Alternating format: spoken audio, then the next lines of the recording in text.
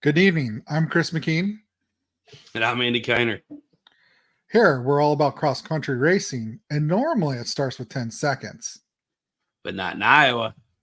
In Iowa, it all starts with hands-on helmets. You need to start putting your hands on your helmets, Chris, when we do that. I would cheat. I'm on Chen. Gotta have palms. Helmet. Palms have to be on there. No, come on. Palms on helmet. See, hands on helmet, palms on helmet. Yeah.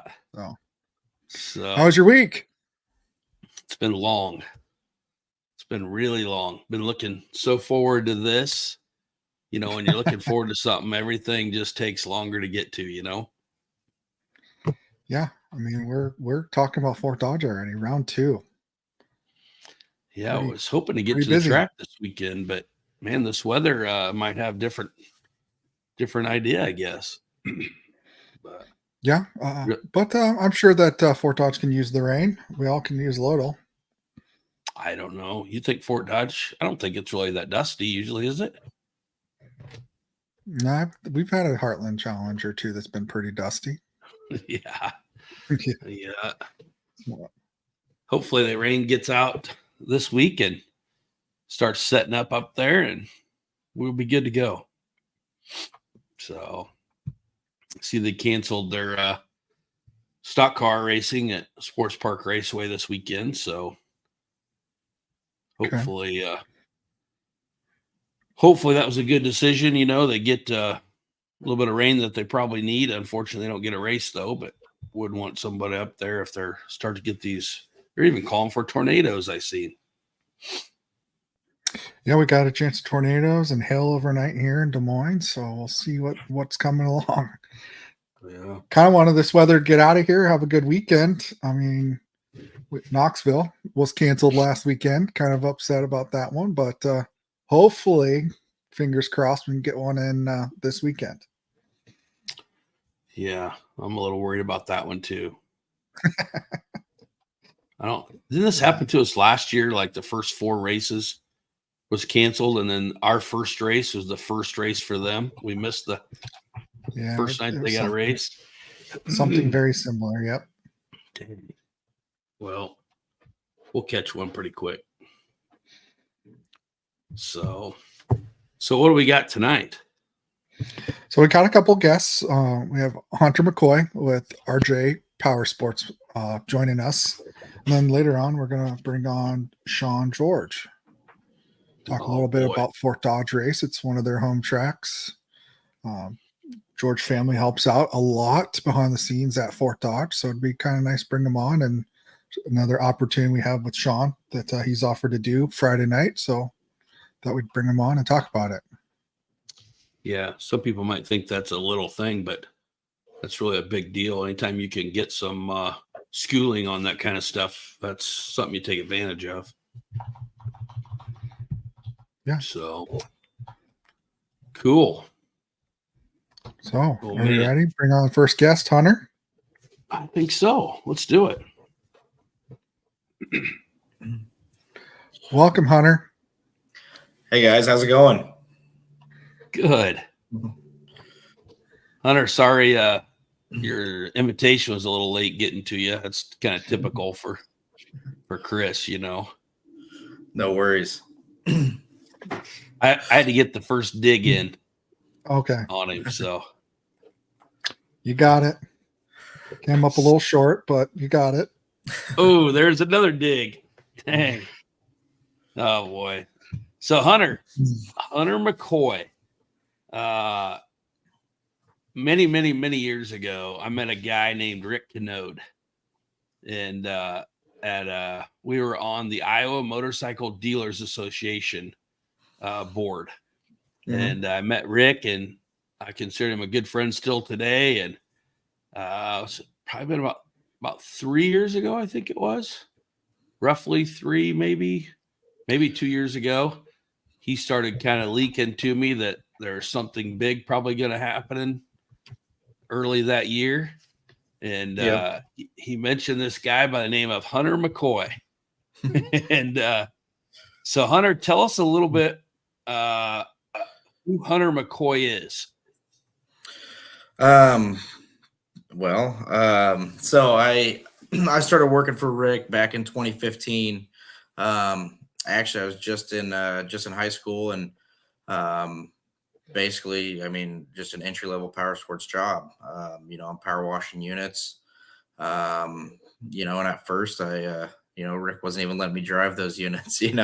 They were, but before long, I think he got tired of having other people move them, and before long, I was moving them on my own. But just kind of worked through all the different positions there, and worked my way up, and then had an opportunity that I obviously couldn't pass up, and the rest is history.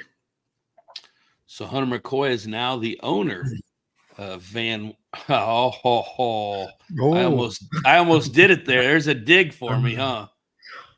Of RJ Powersports now, correct? Yep. So yeah, when we bought it, we kept it RJ Performance, changed the logo, and then this last year, we changed it to RJ Powersports just for online presence. Made more sense, aligned more with what we were doing. Believe it or not, we'd get calls, not too often, but once in a while, people would call for car parts.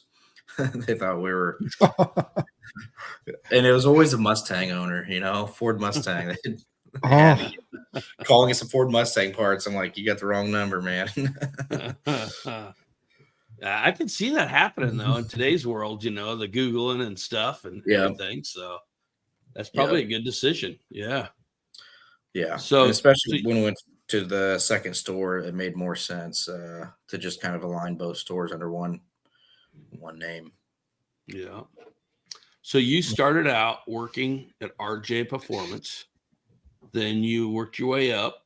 You end up purchasing it from Rick, correct? Yep. And then you took on a second location, or you purchased a second location down there, right? Yeah. So we bought out the Honda and Kawasaki store, and brought them for the ease of having one set of employees in one location. We brought that all out to our main location, and quickly realized that we didn't quite have as much room as we thought we did.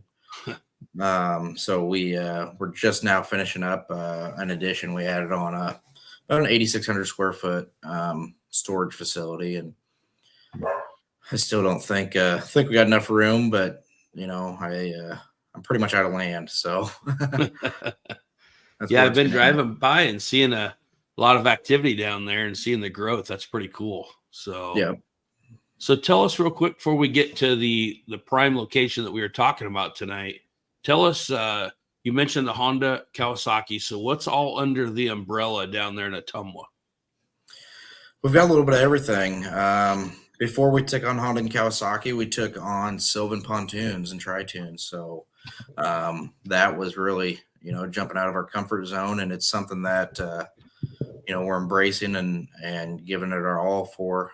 We know it's going to be a slower growing market than some of our other stuff. But so we've got obviously our main brand we've always had has been Polaris. And then we've got Yamaha, Honda, Kawasaki, Sylvan pontoons. We got Indian Motorcycle. We have Polaris Slingshot. We've also got Wave Runners and H&H trailers. I think that's everything. There's a lot going on there, but yeah, it's easier just to tell people we have everything at that location except Can-Am or CF Moto. There you go. Yep. And obviously parts, everything that a guy needs, you guys can basically get your hands on, correct? Yep. Yeah. And, we can get almost everything, whether it's ATV or, side by side through different vendors. Gotcha. And we're starting to get more and more racers down there in your neck of the woods. Right around that Eddyville, Ottumwa and stuff. A lot of them I know have that RJ logo on them out there. They've talked to me about, they've purchased them from you and stuff, which is cool. And then now you are actually have purchased a third, well, I call it a third facility. A third purchase for sure. Yeah. And you're in Fort Dodge, correct? Yes, we are. Yep. And that's So we purchased that one in December of this past year. wow. So just really getting boots on the ground, really, aren't you? Exactly. Yeah, we're just getting kind of going, and now my wife and I are actually getting a schedule to where we can go back and forth. So really, for about the last 3 months, we've been pretty much really the last 4 months, we've been in Fort Dodge full time. We just started transitioning to where we're going to be, in both locations 50-50. So we can try to keep focus on both stores. That's got to be a chore itself, didn't it? Yeah, it is. And we've put a lot of miles on vehicles, and it's just, sometimes, you can't be in both places, and sometimes you just got to accept that. Yeah. Well, I'll tell you, since I grew up in Southern Iowa, not too far from Ottumwa there in Sheraton, and even growing up watching the arena crosses, the, super crosses, all the kinds of racing, not just in Iowa, but all around, Fort Dodge has been one of the biggest towns, cities in Iowa for that. So I would think that would be just a great location for you up there. Yeah, it's definitely been quite the change in scenery for sure, as far as the clientele coming in. And it's somewhat, it seems a lot of our customers are utility side by side, and in Fort Dodge, it seems like we have a lot more recreation and definitely a lot more two-wheel business, as far as motocross and stuff like that. So it was a little bit of a learning curve for myself, because I was very what I would consider knowledgeable in the Polaris industry side of things, but not necessarily in the motocross. So there's been a few items that I've had people ask for, and I had to just flat out ask them, "Hey, what is that even used for?" So some things that we've gotten in, and we're our biggest thing is we want to be able to support what we do, and be there for people. So when someone wants to buy something locally versus having ordered online, obviously we can't carry everything, but if we can carry the main stuff, that's definitely our goal. Yeah. So speaking of the Fort Dodge location, where is that located at? So it is on the east side of town, pretty much as far east as you can get. Technically, I guess it's outside of town, barely. But anyways, it's on the east side of town, right there on I don't know, they call it like East Business 20 or something, but Gotcha. technically Highway 20's down south. That's what I've always called this old Highway 20. Yeah. So, Yeah. So, and that's roughly a mile from the largest OHV park in Iowa. So you got it is. Yeah. It's just south of us, right between us and Highway 20. It gets pretty busy, especially when the weather's nice on the weekends. We get, all kinds of riders. Seems like the biggest thing people forget when they leave home to come to the OHV park is goggles or tear-offs. So we on a nice weekend, we'll sell a couple pairs of tear-offs for sure. yeah. Gotcha. Huh. Well, it's nice to have inconvenience if you are visiting the Fort Dodge area and the OHV park, which I do know a lot of people in the series go up there to Fort Dodge, that there's somewhere close by that they can go and grab that last minute equipment or part they might forget. So it's nice to have that close. Yeah, for sure. And, I haven't made it out there myself quite yet, but I'm waiting on my new Yamaha 250 to get in, and then I'll make it out there. So very cool. Yeah. Thing about that park is, like he said, that's the largest one in Iowa, obviously. And I know there's a lot of not just riding, but different events, training and stuff going on out there. And man, being right down the street, that has to just be a huge plus, not just for you guys, but for the riders going, knowing that you're right there, in case something happens. Right. Yeah. And long term, we'd like to be able to do some events there, whether we can partner with them and be able to host an event there. Then also when Polaris comes through for dealer training, we can host that there.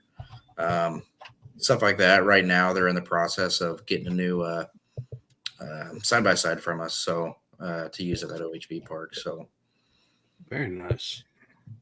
Heck yeah. Have you been there yet, Chris? To the park? Been up there. It's been Yeah. a while. I think it's grown another whole nother section, or I don't know what you call that, I guess, a parcel or something. Another phase since I think you've been up there. Chris and I used to be heavily involved with the IOHV. And so we did a lot of travel into Fort Dodge with the meetings and everything. And that park was just really kind of what had started. I think it only had the first phase open, kind of, Chris, when we were real active, wasn't it? Yeah. The phase 2, 3, and I think there's even a fourth phase, right? At the time that they were still talking about. So I think so. But man, everybody talks. That's definitely the park of, everybody's choice to get to. So even it's got a little bit of everything. And I think half the phone calls we get right now for the track, we're racing in Fort Dodge and stuff. And is that at the OHV park? No, it's not the OHV park, but it's great. Everybody, really, dials in on that place to go practice and play, and right. a lot of training and stuff that we definitely need. So that's really cool. So For sure. So Hunter, we have a race coming up, and our title sponsor for our second race of the year is this new venue in town called RJ Powersports. And we are so happy to have you guys on board. It's actually, I think, really the first time that we've had, a dealer up there in Fort Dodge be a part of it. So we're really stoked to have you guys. We're looking forward to seeing you out there. Are you going to come out? And I know it's hard to be on Saturdays with everything going on, but are you guys planning on setting up a booth out at the race? Yes. Yep. That's the plan. nice. I've got a meeting Friday in Chicago. So depending how that goes and what time we get back, me and one of the other guys in the store. So, but no, we definitely plan to be there one way or another, whether we got a booth or we're spectating. But yeah. Well, we look forward to having you for sure. So tell us maybe you can't tell us right now, but what's your plans? Are you comfortable with 2 major locations like this, or do you see more growth coming? No, I think we're pretty steady where we're at. I'm not really too intrigued by any more growth as far as another location, but really some of my goals and some of my family's goals too. They're part owners as well. Is to really just do a good job at what we do. We don't always have to be the biggest or have the most locations, but if we can be known for taking care of customers as best as we can, then I think the rest will take care of itself. So that's kind of our goal, is really just build up these 2 stores that we have and, see where that takes us. But after adding the second one, I think I've got enough on my plate. I don't really think growth is a word I'm looking at. Right. So tell us, I forgot to ask you, what all do you sell up there at the Fort Dodge location then? So we sell Polaris and Kawasaki, and just recently added CF Moto as well. Okay. So CF Moto is one that's really growing in the Midwest, isn't it? It is. And I think they get overlooked often. People hear they're a Chinese owned company and often turn their head the other way. But I really think people should give them a second look, because it may surprise you for sure. Yeah. And I don't know if you know this yet, but last year, obviously, we have our normal race up there. It's coming up next weekend. And then we have our big national race. It's called the Heartland Challenge up there. And used to be first week in August. Now it's the last week in July. And every year up there, Kawasaki, where last year they brought 3 teams. I think last 4 or 5 years at least, they brought like 2 or 3 teams from their factory out of Lincoln. Okay. We actually have Kawasaki that they've kind of loaned us to use for the crew and for testing the track to make sure it's wide enough and stuff.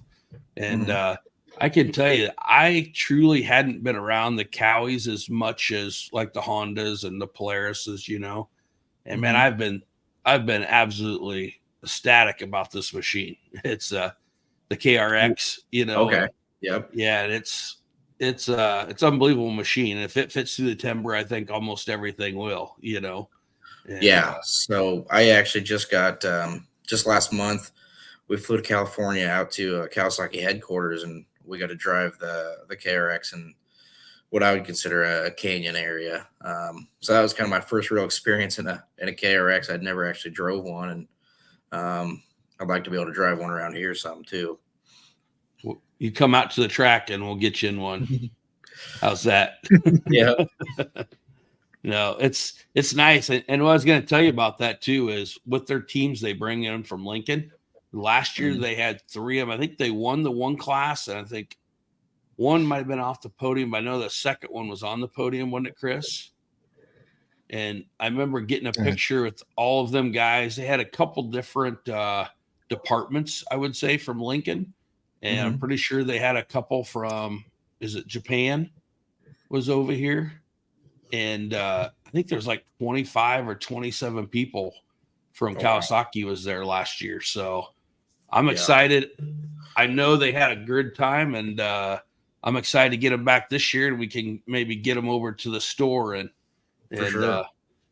introduce them to you and let you see kind of what you got going over there. So yeah, that'd be awesome. And one thing I've learned since going to Kawasaki's headquarters is, they're honestly a really good company as a dealer and a consumer to work with. And so I'm definitely not surprised to see them, being involved in events like this because, like I said, they're just a really good company to partner with, and they truly care about their consumers and their dealers, which is huge for us. Yeah. I've been fortunate enough to be able to be in a couple of the manufacturing facilities from different manufacturers. I won't mention any rest of them, but Kawasaki's put an invitation out to us a couple times, and we've been able to take a couple of our crew members out there and go through them. And we actually had our women's champ last year. Peyton Brammer had an opportunity to go down, her and her family, as a thing for winning the championship on a Kawasaki. They went down.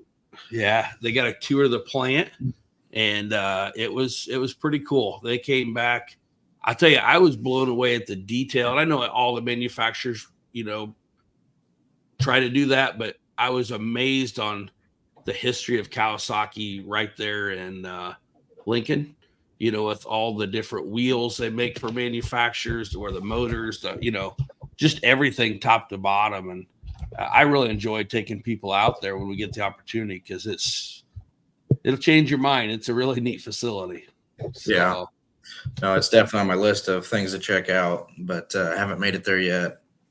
Well, maybe one of these days you can tag along and we can go together. Yep, for sure. So, well, man, tell us a little bit about the store. We were talking earlier. You've really got a lot of new team members in there, it sounds like, and tell us how that's going for you. Yeah, no, it's going good. So we've, I think when we took over, we had around 4 employees. We're up to, I believe I counted the other day, 12. So, a lot of growth quickly. So, obviously with that comes some growing pains, but, we needed people in places to be able to support the customers coming in the door. That was one of the biggest complaints when we took over the store was, just people would come in and they need help. They don't want to wait around for, however long until someone gets freed up to help them. So having adequate staff in the right place helps. I definitely, I used to work in the power sports business, and I can tell you that was a big flaw that either we had, or sometimes you overlook that, that you're spot on. It's people just there, it's a busy time nowadays, and coming in to look at it, you gotta make sure you're there for them. And that's pretty cool to hear dealers say that. So it's pretty neat. The other thing is too, I always say, Chris can probably verify this for once. He won't say that I'm wrong, but one thing that we appreciate in the series is we don't really deal with a ton of dealers. We pick 5 or 6 dealers, and we call them our preferred dealers of the series. And, one way that we do that, some people find interesting, is that there's a lot of dealers, I know you've seen this before, that will just kind of sit on the stool back behind the parts counter or the desk, and just wait for people to come in, Right. And then you have the dealers that are getting off the stools and behind the desk and out the door, and participating in events like ours, and something I've noticed about you guys already, and I know RJ used to be pretty active too, but I seen the other day you had something going on at Eddyville Raceway, if I remember right. Yep. So we're I'm not sure which event you've seen, but we've had a couple events recently. But we're a season-long sponsor of the Eddyville Raceway. But we do have a bike night that we host. We just started that last year, once a year, during their Motorcycle Mania event.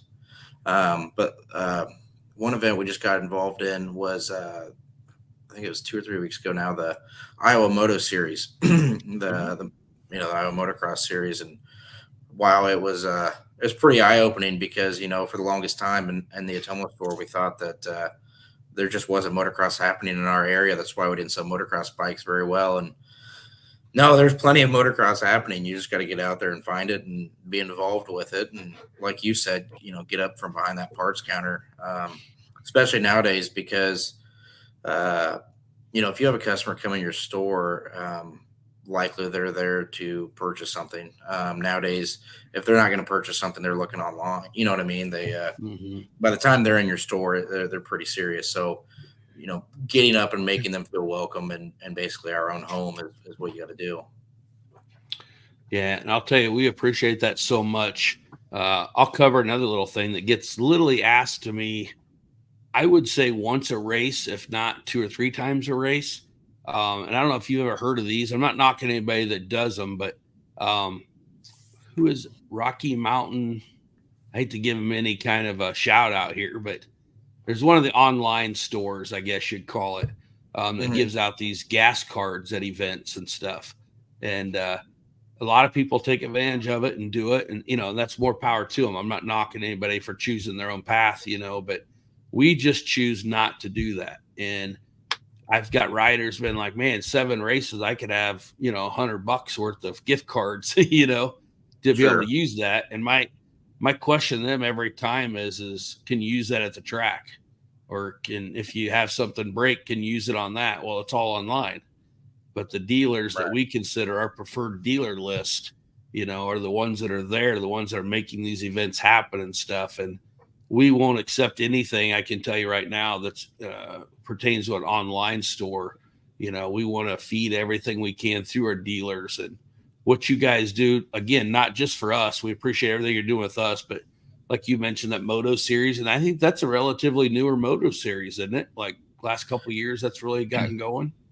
Yeah, it really got revamped. I think the series has been around for a while, but I think some of the staffing changed and they really changed what they were doing. But they were doing a lot more. The volume of racing. They were doing races almost every weekend, so now they're doing a lot fewer races. But they seem to be, I think, a little bit bigger events. Yeah, sure seems like it. We've been noticing them. Yeah, they had almost 600 entries, I think, at the last race. That was very nice. Just happened to be, it was 70 degrees or something like that. So it just worked out perfect. 70 degrees in April, you can't, you couldn't do that twice if you tried. No. But no, I just appreciate everything you guys are doing. I think people overlook it sometimes. I've heard stories of people going in and checking out their sizes so they know it's fit just to buy something online, and it's like, we got these, I'm sure you've seen that before, unfortunately, but we've got the brick and mortar guys like yourself that are there for everybody. And, if you need a part, late one night, I've seen people open up the stores, go in and help. And that's just, like you're talking about, maybe coming out to the race and stuff. And that's just stuff you can't get online, that personal touch. And we sure appreciate it. And I guarantee you, for as long as I'm part of this series will always be about the dealers and stuff and getting back to them versus doing anything online. Even if it's a couple dollars more, I mean, there's a reason for that, with the brick and mortar and and the staff like you're talking about having there to help people and stuff. And Sure. we just appreciate that part of it for sure. So thank you very much. I appreciate it as well. So we have a question that popped up in the comments here. I'm going to go ahead and throw it up. So one of our racers is asking if you sell a KLX 300 SM. We do. Yeah, we've got a brand new one in a crate in Fort Dodge. Hasn't even made it out of the crate yet. Oh. Can you put Bogren on there tomorrow morning? Yeah. That's cool. So there you go, Sabrina. Why she's on there asking this stuff too. Tell us how these guys can get a hold of you. I know everybody can Google it and stuff, but what's the best way to get a hold of you at either one of your stores? To be honest, as bad as it sounds, we have a new texting platform, and that seems to be the quickest way to get a hold of any of our departments. People like to text, and it's easy for me. It pops right up on my computer. I have it turned off on my phone because between both stores, it was an insane amount of messages coming through. But on the computer, our sales team loves it, especially the office. You have any issues, texting is the easiest way because we all have one big mailbox that we all can see. So that's for sure the easiest way. Yep. So I just pulled up your website here. So if you guys are interested or need a part, sure, you can access it on your smartphone as well. But and actually, just a texting function right here. That website you're on there, that's our Ottumwa store, and new to that, our Fort Dodge store will have it eventually, but you can now order actual parts right from there. You can order parts right on our own site. Those parts come to our store physically, then we ship them to the customer. So I think they've even got parts fishes and everything on there. Gotcha. Huh. That's pretty cool. So it's making it real easy. Yeah, and I think there's even some aftermarket catalogs too on there. We deal with Super ATV a lot, Parts Unlimited, which has Moose Racing and some other products under their umbrella. So makes having all those aftermarket brands can make things a lot more affordable for customers, which is always a win-win for sure. Absolutely. Well, Hunter, I know you're a busy man. We don't want to keep you all night, but I sure appreciate you coming on and talking to us. And, I asked you earlier, do you mind if I mention your age? Sure. I know you laugh at this, but I was trying to get blood type and all this kind of stuff, but no, it amazes me, Hunter, when we look at, and I'm not just our dealers in general, are typically have been there for a long time, Sure. We just don't see a lot of the new generation coming in. And at 26 years old, I mean, I just find it absolutely amazing that you're heading up, 3 stores have combined now into 2 stores and as active as you are. I mean, I find that absolutely incredible, so I definitely give you a thumbs up on what you're doing. And I'm just excited. I know, like I said, you've talked about the OHV and all these different events that you're a part of, and still running 2 stores. It's just, I just hope people take a notice enough of, what you guys are doing.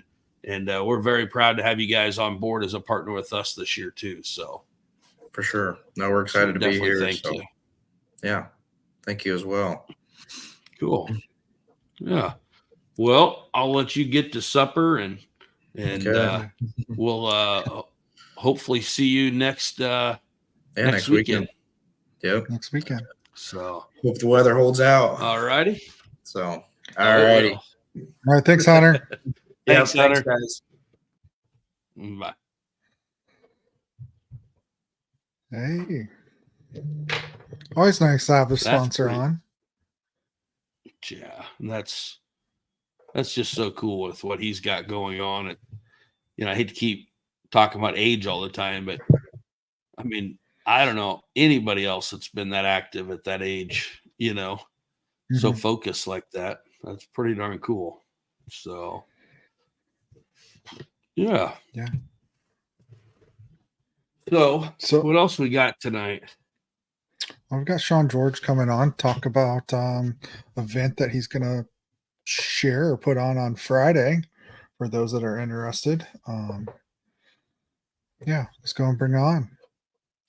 I'm pretty excited about this myself. Yeah. Welcome, Shawn. Hi, guys. Good morning. Morning to you, Andy. Well, he is on counter I don't know. time, Something. I slept all day. I don't know. Are we having a hard time finding guests, Chris? Because this is is this our 10th episode? 10th episode. We've made it. Hooray. 10th. Scraping the bottom 10 already. episodes. So that means 20% of the time we've had George's on. The George family's been on here 20% of the time of this whole thing. You need to increase Isn't that your hard pay. to believe? We just work too cheap, apparently. Too cheap. Well, I'll tell you what, Shawn, you've I know you've won the big award there. Was it 2 years ago at the banquet? Yeah, two or three. Yeah, and we're never cease to amaze us on how important your family is to the series. Not just the series, but I mean, you go into the pits and everything, and somehow or another, you swindled a lot of people of hanging out in your crew and stuff, and with your team. You pay good food. Yeah. Been known to see mudslides, all kinds of different events at your pits, right? I don't have any idea what you're talking about. No. Yeah, that was the one thing that event there that probably will never happen again. Right. But we get a lot of entertainment. We enjoy having you guys around all the time. But in more serious part, a lot of people, I don't think, well, heck, just the last couple of days, we've been going back and forth about equipment for not just the Iowa race, but the Heartland Challenge and stuff. And I think I could speak up and tell anybody that those races that we're having up there, it would be short of what we're doing right now if you guys weren't involved. So everything from helping getting equipment to, as well as I do, how much stuff has came up and how many fires you've put out for us up there. It happens at all hours of the night and day, right? Yep. So we sure appreciate it. Your help with the medics and stuff. And I got a couple questions about that, the event that's going to happen up here a little bit later. But we had something pop up here at the first race. I think this is one of them things that is so cool on what you've offered to do. And Chris and I have talked about this. When you have something like this that happens, there's always a couple different things that could happen here afterwards. You can kind of sweep it under the carpet, and pretend like it never happened, and just move forward. Hopefully nobody hears about it. Or you could turn into a positive that everybody knows that this is always something that could happen. I mean, face reality, is this obviously could happen, but stuff that you've talked about and why you're on here tonight is completely different than doing that. It's about talking about it, getting in front of it, and preparing yourself even better for the next time. And I can't even thank you enough for even offering to do this. I know my guys are excited, the whole IATVHSS crew, and I'm sure there's going to be some other individuals there, racers and stuff. And yeah, we're excited to see this. So if you could you just kind of give us your idea behind this and what we have to look forward to? Yeah. So after that last race, the 911 car had a little issue with the fire. Thankfully, all the other racers came to help him. Kind of basically gave up their race to help out a fellow racer. I mean, that's awesome. I mean, like, you can't get any better than that in any series. There's not too many other series that will give up their race and help somebody else out, So after doing that, the more I got thinking about it, that could have been more than a car. That could have been 200, 300 acres of dry timber with that way that wind was blowing, that thing could have got out of hand and been a heck of a problem. So my thought was, a cheap deal that we can do on a little training. I mean, fire is pretty intimidating for people that don't deal with it on a normal basis, and trying to put one out with an extinguisher. I mean, I figured, heck, I can get my hands on a training prop. We can get some extinguishers up there, and give some people some hands-on just to experience a real fire. I mean, it's not going to be out of control or anything like that, but and actually use an extinguisher in a somewhat controlled environment and kind of give somebody a little training to show, it's not as intimidating. Other people, I mean, got no problem doing it, but I mean, heck, I got a buddy of mine that actually runs a fire extinguisher company, and he's got the prop, and he's going to be the one bringing it up there for us. And we figured we'd let people get their hands on one and play a little bit of fire at the same time. So. That's something that I'm glad I keep repeating myself, but so glad you're doing it. Every time we talk about this, you find another little piece of it that's just so interesting, and part of that, I guess, is the fact that we all look at it and you first hear this. Chris and I talked about it there after you'd mentioned it, fire extinguisher training. When you hear that, I think 9 out of 10 people will be like, oh, okay, let's move on. You pull the pin, you squeeze it, over and done with, right? Right. But to actually, how many people actually went through that process, and then to be able to do that, when you need to, and have the confidence of why I'm using this one, or, what format I should be doing.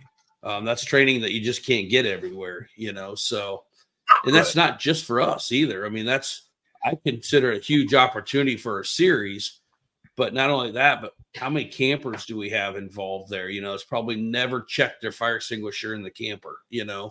Right. I've seen stuff at, maybe I shouldn't mention, the Iowa State Fair. When I was young, I seen a camper burn up there. And I look back on stuff like that. You wonder, like, if somebody had this training, could that have been stopped immediately? You know what I mean? Just little stuff like that. But, anytime it comes to, potentially making it safer for our friends and families of the series, man, that's really huge. So yeah, and I appreciate you doing this for sure.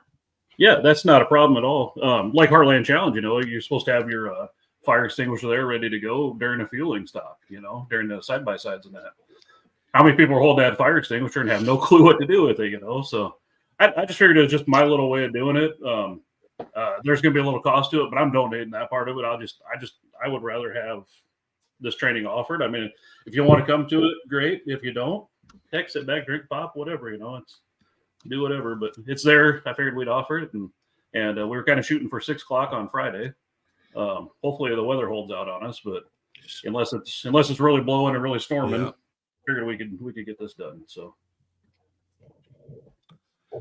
And I might have had this wrong, but I thought I seen something floating around that after we get done with the training, you were going to have hot dogs for everybody. We'll have the old hot dog roller fired up. We got to keep Jeff Trumbull happy. A hot dog on there. Hot dog roller, yeah. Just like you see in Quick Star. Only we don't have the bun warmer underneath it. So do you have?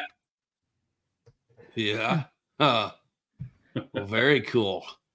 No, we had a lot of stories going around last year looking for stuff, so we had to give you crap on that one. But no, we definitely want to thank you for that. We're looking forward to that. Yeah. So tell us a little bit while we're on the medic stuff. We mentioned a little bit last weekend, but right quick, could you tell us a little bit more about the event going on across the street at the fairgrounds right after the races? Yeah. After the races on Saturday, the Webster County EMS Association, they're hosting a DJ bingo. They're going to have live music from a local band called Ripple for Class. I had to look them up. I've never heard of them, but it sounds like they got quite an assortment of different genres of music and all that. And this is just kind of a fundraising event. The association just kind of got put together a couple of years ago, or more formally put together, I should say. And this just kind of help raising funds to get equipment needed by departments throughout the county that normally don't have the budget to supply some of these other fun type items, or extra tools and utensils or whatever you want to say. So, but it's going to start at 5:00, and sounds like it's going till about 11. This year they got an awesome donation from Landis, one of the cooperatives around here. I don't know how far they actually expand, if they get down to your guys' area or not. But Landis is donating the meal, and Sensational Barbecue from from Gowrie is actually going to be preparing it, and they make some great barbecue. So just going for the food. It's all free will donation, and there'll be a cash bar, so that should lure a few people over anyway. Yeah, as long as Paul's very cool. buying. And just to we could get Paul a ride over there if he needs it. And a camper. I hear we're still in an RV camper, and going over there too. After sorry, I'm getting static. I'm getting a lot of static. I'm not hearing you, Chris.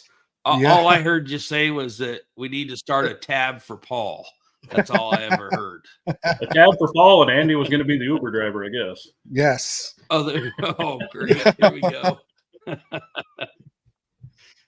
So just to clarify, though, to our racers and the friends and families of the series that are going to be up there, if they can take that little extra time and want to enjoy, instead of having to cook out that night and stuff, if a bunch of people do go over there, this is going to benefit the people that actually come to our races and help every time, correct? Correct. Yeah. All the departments in the county, other than Fort Dodge, are all volunteers. So the medics that are sitting out at the track all day long, or all 3 days, I guess, during Heartland, usually 2 days, 3 days, however you want to count it, I guess. And then during all the season races, they're all volunteers just donating their time to help the racers out and make sure we get some events going in Webster County. So, yeah, I just want to make sure that's clear that this is, there's a lot of people this will affect, and a lot of people that are going to be there, come out and help the series out. Yep. We keep making it better. We got to thank the Dickey family and Powersports Nation last year for helping donate the rig that we put in the back of the Ranger. Our medic, that's really helped us out a lot. And, them guys that come out there every week for these races, it means the world. So, yeah, I think it's something, if everybody's got the time to get over there, it'd be very beneficial. Yeah, that addition to the Dickies donated, that's wonderful. I mean, the medics, I remember my first year and at our first Fort Dodge race, I remember them bringing one of the youth riders out, basically the backboard laying across the lap of the medic with a 1-inch strap kind of holding him in to keep him from sliding out. It's like, this is not right. Something's got to change here. So you guys did great in getting this thing going. And it's one of those things that you hope you never need it, but when it's there, the people that are laying on that backboard, I'm sure they appreciate it. So, yeah, no, that was huge. So that's just a lot of the unsung heroes. I think like the Dickies and Powersports Nation that helps do that behind the scenes, and then all the people that are out there helping. It's a pretty tiring thing, you're out there, especially like you mentioned for the Heartland. Boy, they're out there for, oh God, what would that be? I think we figure out like 22 hours of racing, Yeah. And they've got to be out there the whole time. So if we could just get our scoring people out there for that long, it would be a great event. You know how those guys are. Scoring is kind of quiet tonight, man. Way underrated. They're awesome. They do a great job. So I'm hearing that static again. Yeah. Did you say something? Hearing what you're saying. Said great job, Andy. Good job. Keep it up. No static on that, was there? So do you guys got anything else planned? Yeah. You guys have anything else planned for this weekend? A lot of family coming out, friends being close home. Nope.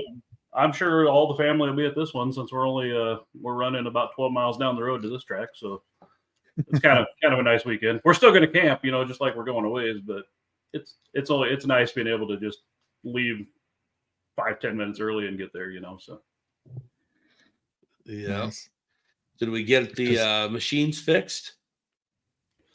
I think everybody's still getting work done. Cody just got his parts back and got them back from getting some refabrication done after he got a heck of a quick shipment from Cameron Dickey, and got a little extra support in him. So hopefully next tree that he decides to talk to, it won't bend things as bad. So, and I think Mark and Kale are still looking for just a couple little pieces, but I think he's almost ready to go. So, Good.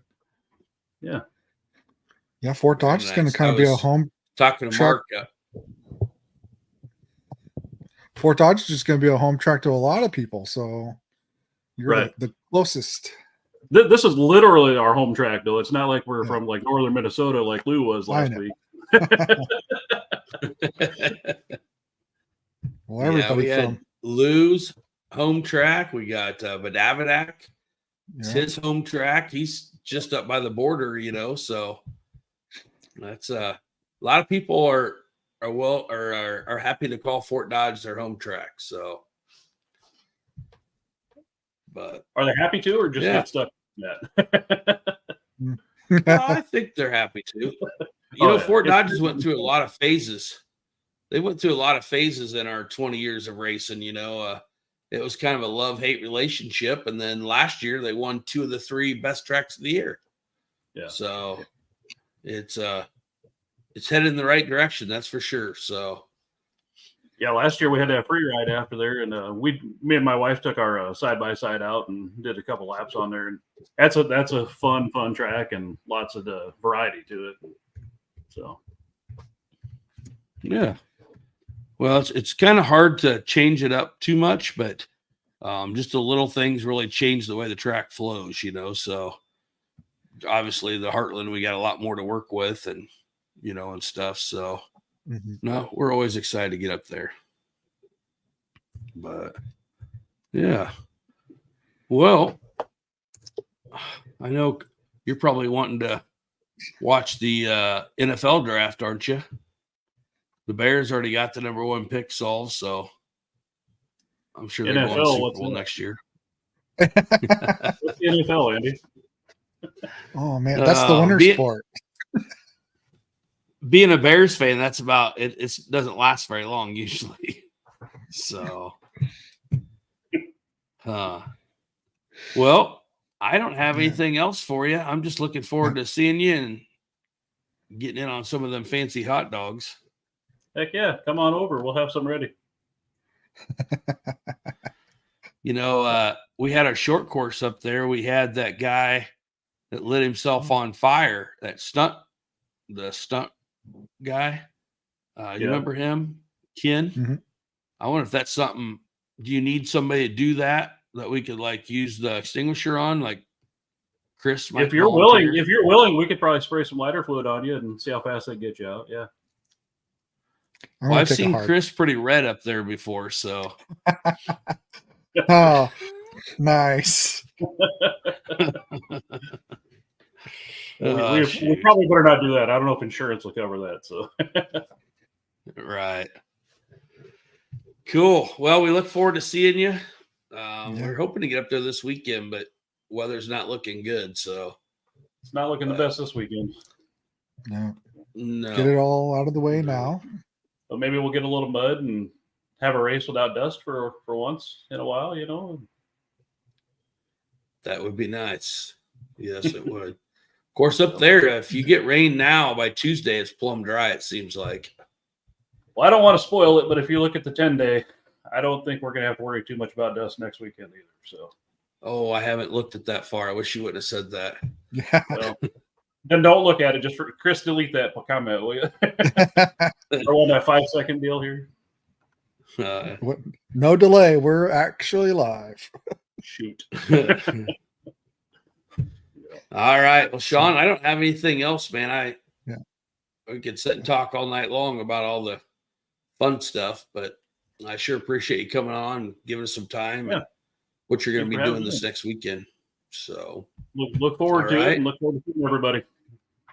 Yeah. Make sure you do me a favor and tell Kelly we said hi.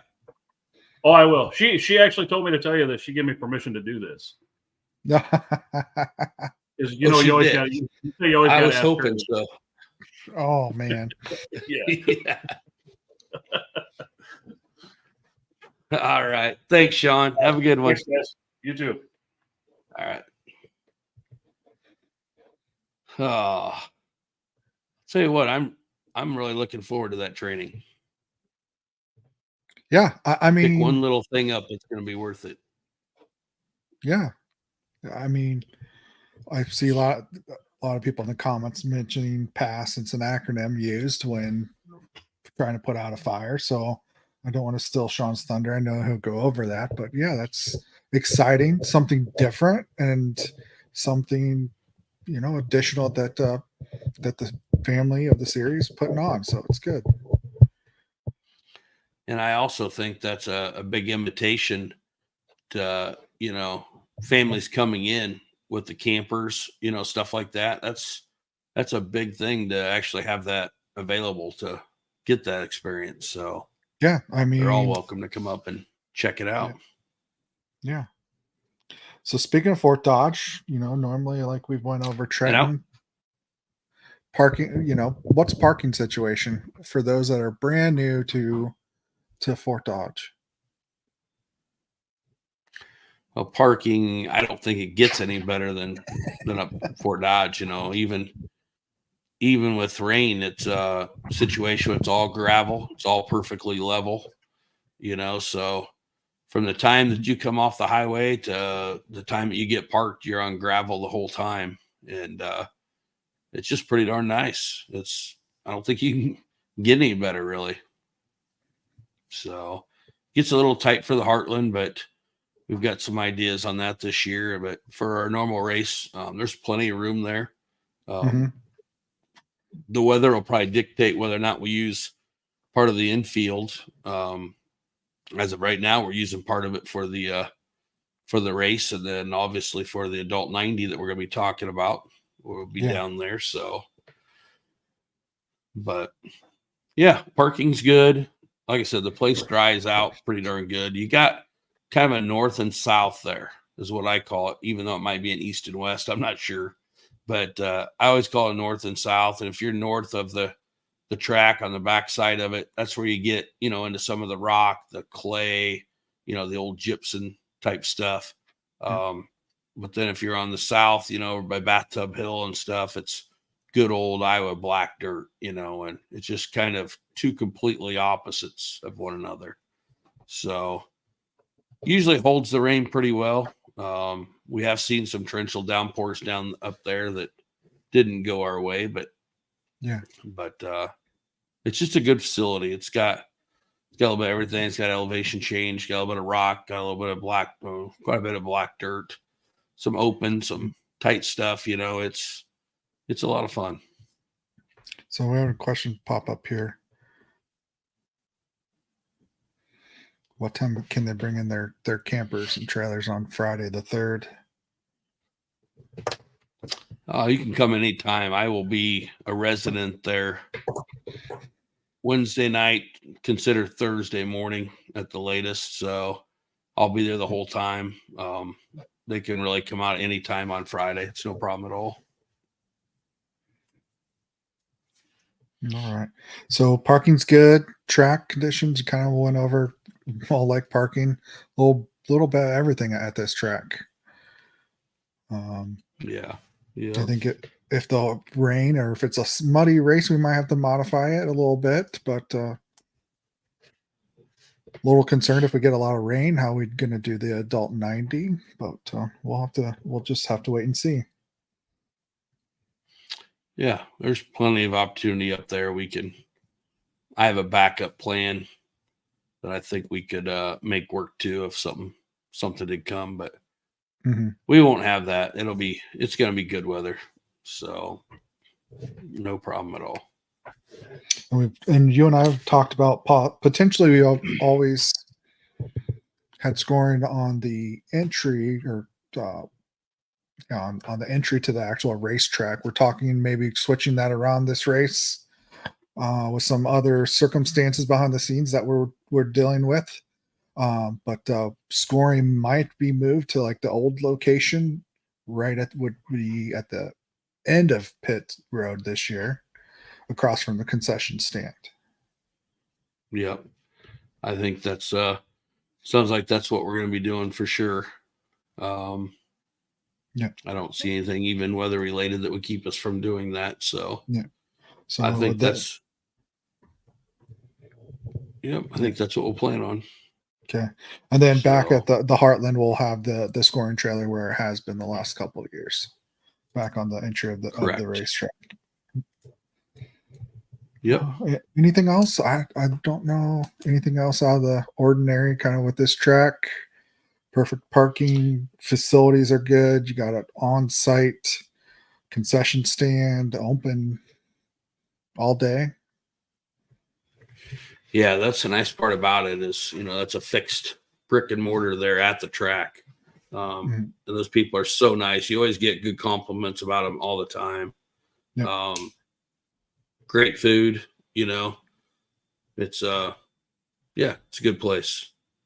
So, something else though that I wanted to shout out real quick is Chad Deutsch, with his 911 car, the factory Honda. With what happened there and stuff, we talk about all the good stuff coming out of that. Chad got a hold of me, and he's donating some fire extinguishers, not just to the people that helped him, but getting some for the track guys to make sure they got on their machines and everything. And we sure appreciate that. Obviously, that affected him in a big way, but Chad's always been good about, coming up with ways like that to really help people. So definitely appreciate everything he's doing there. Yes. So, yeah. So what else we got tonight? Something about the adult 90s? Yeah, I've kind of been throwing around. So what we got to do, let's speak first off what the adult 90 challenge is. I think we briefly talked about it last week. The intentions is to use the inside track area and kind of just do like a side-by-side challenge, or I guess head-to-head challenge, kind of have a round robin or bracket for the challenge, which we have 10 entries or 10 participants so far. So I've kind of just thrown together a bracket. So what we're going to do is just kind of bracket them right away, and I'll get an official bracket thrown out there for that, so everybody can kind of see where they land. Again, it's only 10 participants currently signed up. We have to go with 16-man bracket, so that's 6 buys. So I'm going to go ahead and run this. Just a simple free bracket generator that we found on the internet. So I have all 10 participants here, and then I've also thrown in our 6 buys. So I'm just going to go ahead and run it. However it lands, we'll create the bracket based off of that. Just a random bracket here. So, for example, like we need a drum roll. I just did it, so got to make it fair here. So we have Ryan Haneke, right? And Terrell Kerr will be the seated number 1, and Tyrell Kerr will be seated number 16. How we end that bracket. So those two will go head to head starting out, right? Yep, those two will be head to head. Looks like Dylan Howard will be the bracket below that. If I remember right, it's like 13, 15, 16, something like that. We'll get the bracket out, but Dylan's got to buy the first round. Looks like Joe Lutz gets to buy a first round. Cameron Ketzelman gets a first round buy. So will Frank. So looking here, Jordan Berg and Mikkel Strabel. There'll be only 2 first rounds. So 2 first round races. Whoever, I guess, wins will go on to the second round. And from there, we'll break it down all the way to a championship. We'll have to rerun the bracket here. Just a second.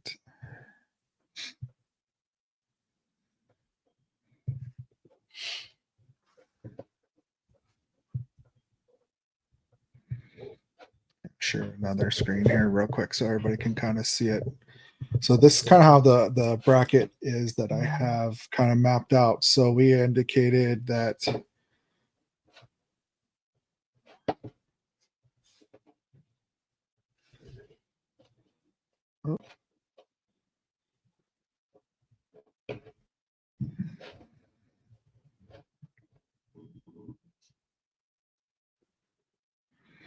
so Ryan Haneke would be and Terrell. So Ryan and Terrell would be first and 16. So I'll just break it down and I'll complete this bracket.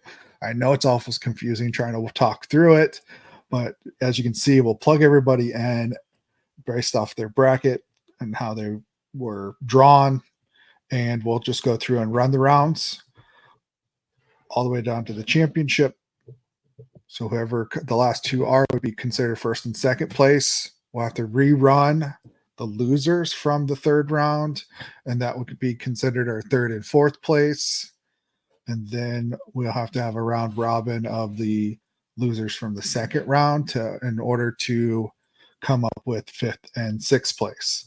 Because our points are based off of 6 points for first, 5 for second, 4 for third, 3 for fourth, and 2 for fifth, and then sixth on back gets 1 point in the championship series. Gotcha. So I'll get this then, bracket. Yep. And then how are we doing the you said best 2 out of 3 then for the championship? We can run the best 2 out of 3. I thought we were just doing one round and go.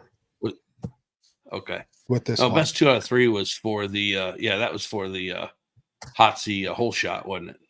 That's correct. Okay. Yep. Cool. Well, I'm excited. Get these we had that quad show the first time. Our medics down at Trenton voted on for us. Mm-hmm. And this is going to be the actual first adult race for this year. So we'll see if Lou retains that Jason Mickelson Century 21 belt. Yes, we'll see. So, yeah. So that's all I had for he looks pretty cool. And we'll have that out there for everybody to check out too, right? Yeah, I'll have it filled out tonight, and we'll get it posted on the website. Cool. Or, anything else you got going on this week? Oh, got lots of little projects going around. Yeah, but busy with different handyman stuff. For those who don't know, I volunteer. Were you too busy to? What was that? Sorry, go ahead. Well, I was just letting everybody know, man, that I volunteer at the Iowa State Fairgrounds at the train club. So I'm always doing handyman work for that club. I got to build some stairs for them that need redone and built so nobody falls off of them. So that's my weekend kind of project. Hopefully Saturday morning before maybe we hit up Knoxville. Nice. Very cool. Yeah, I know you've been helping a lot of people, and a lot of our crew members have been getting some help from you, and I know you've been out here helping us several times along with all your stuff you got going on, so we sure appreciate it. Yeah. Had some other stuff that wasn't originally going to be thrown at you that you've taken over now, and yeah, I can't thank you enough for what you're doing. So we're still going to make fun of you, but thanks. What do you got going on? What anything? You're leaving Wednesday, right? For sure. Yes. Yep. We leaving Wednesday to go to the track, get some trailers up there and everything. So yeah. But right now I am laser focused on one thing, and that's slideways.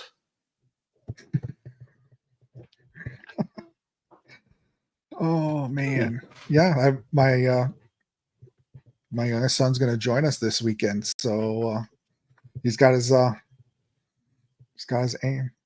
he said he's going to spin you. So if we go, be prepared. Now, did he set his goals for this time? Because if I remember right, the last time we took off and he spun in the very first corner, if I remember right. He did. And I don't think he had any help either. Nope. Yeah, that'll be fun. Looking forward to it. So you're going to go to the track on Wednesday, anticipating that you're going to do some live updates every night. Is that kind of what your goal is as well? So everybody can kind of get what the conditions are. Because my best guess is the track's what, 6 to 7 miles? For the Heartland, yes. For this race, it's about 5.5. 5.5. Yeah, we gained about 1.5 miles on the other piece of property that we race on during the Heartland and in the infield. So, yeah, we're usually around 5.5 for this one. So, 5. Yeah. But yeah, we'll try to do some updates. Last time I was trying to get as much done as possible. You get up to the camper when it's just about dark. It's like, oh shoot, I forgot to do that update. So had to hurry and do a couple of them at night, and it's nice to have the crew there to do a couple. And so we'll try to do the same thing this time, get the crew involved in some of them updates, but probably won't have one on Wednesday. It'll probably just be Thursday and Friday. We'll get an update done. So, okay. Yeah. But cool. Well, this is one of the shortest ones this week. I know we kind of made it shorter. Kind of our lessons learned. We're learning as we go. It is the 10th episode. We made it to 10, which that was shocking. I don't think a lot of people thought we would. We made it to 10. It is what it is. We're adjusting and learning on the go. The 2-hour podcast last week wasn't it last week? 2 hour and 4 minutes or something. We've learned we got to cut those back. So yeah, we just got to keep Chris from talking. I'm tried my best tonight. So yeah, it's hard when you get what you really love talking about. It's hard to to shut her down. And we've had some great guests on, and it's kind of neat to get some of those updates, just a different fashion of doing it, So yeah. But I know you've been busy because I haven't seen a new shirt on you now for a couple episodes. It's either working late or, gosh, I was rushing to try to get some stuff outside done, I can say, for this maybe potential weather we're getting. Yeah. Yeah. It's busy around here. I will say that there's a lot of little projects. We got a car to work on too on my list this weekend as well. Those darn deer, they don't run. They jump in front of vehicles, as my son has learned this week. So we've got a few parts to replace on his car. So it's got a windshield replaced. Now it's a hood and some components, front end components that we need to switch out this weekend. Was this the Ranger? No, this was his Ford Fusion. Oh, the Ranger still lives.